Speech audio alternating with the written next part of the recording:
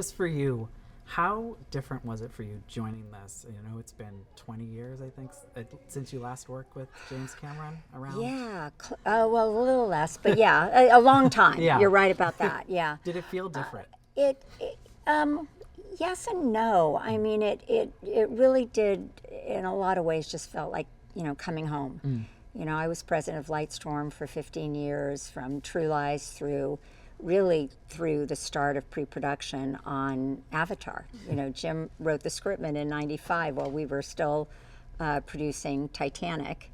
Technology just wasn't there yet.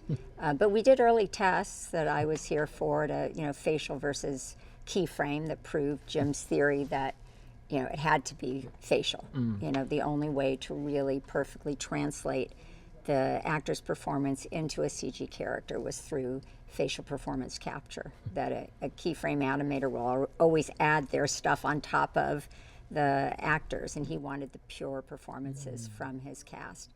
So we did all of that, and then and Jim wrote the script, and then we were ramping up when I stepped down in 2006. So and I never really completely left. I kept my office here. I kept coming back, and I stayed close with Jim and John. So in '23, when Jim asked me to come back, it wasn't as big a shock to the system as you might think. Yeah. And to be able to see those ideas realized, about how he wanted it to be the way that he has now been able to do it. Just how is that for you to see and now be a part of? Yeah, it's pretty thrilling, because when we were in the early days, when we were ramping up on Avatar, technology was there, but it was limited. Yeah. We could only capture 6 actors in the volume at the time. I think that was our max, 5 or 6. No clue how to capture people in water. That was a pipe dream, right? And now we can capture 20 people in the volume. We've pretty much cracked water capture. It's still not easy, by the way, but we know how to do it. Yeah.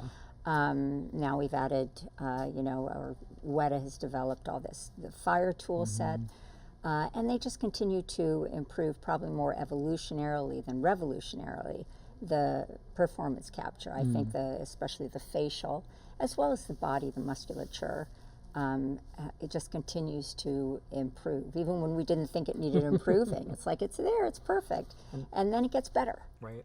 And you guys still keep winning the Oscar for visual Best effects, visual which has to be, it's just a great. It was thrilling. Moment. I mean, the team deserves it. And they were up against some really good work, no question.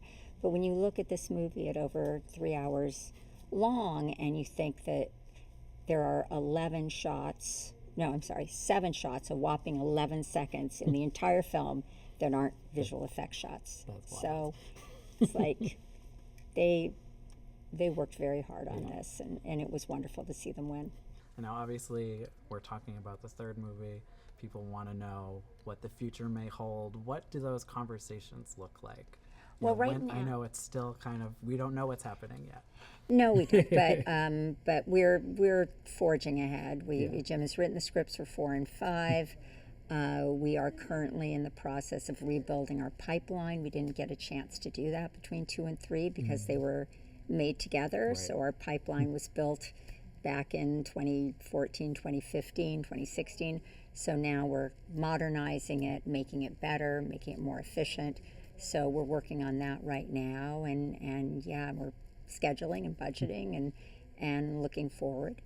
Although right now we're excited about 3 coming out in home entertainment tomorrow, and all the 3 hours plus of bonus content that is going to be included, which I think is really fantastic, because it will give people a glimpse at the behind the scenes, how we make these films, and all the artistry and the talent that goes into them. We have thousands of artists who work on these movies. I was going to say, everyone knows, obviously, a ton of work goes into these films, but I don't think they still understand the scope of it all. Even just for you, like, getting on the set and seeing it all.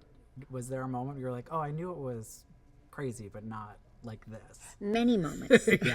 There were many moments, because I understood the linear process, but there are so many loops in the as we go along. So many things have to cycle back And our virtual production pipeline makes so many things possible. I mean, you can change wardrobe up to the last minute, right? You can't do that on a live action show. You can change a day scene to a night scene. Not that we do that often, but you could. But you could. You know, it's a lot of flexibility there. Of course, the performances are the performances. Those are our actors actually delivering these phenomenal emotional performances that are translated with 100% fidelity into their CG characters. But yeah, I think the behind-the-scenes material will really give you a better understanding of our very complex editorial process. There's a featurette on ILM's work, on Weta's work, production design of both Pandora and of all the human spaces that they occupy, and of course on performance capture. Now, obviously, this film centered a lot on fire. We've had water. You see them flying around. What other kinds of areas do you want to explore? I know, like, you know, like a tundra or ice kind of could be. Obviously, it seems like the obvious choice maybe for the next. Oh, those are all good ideas. All good ideas. Yeah, I mean, look, Pandora's a big place. Yeah.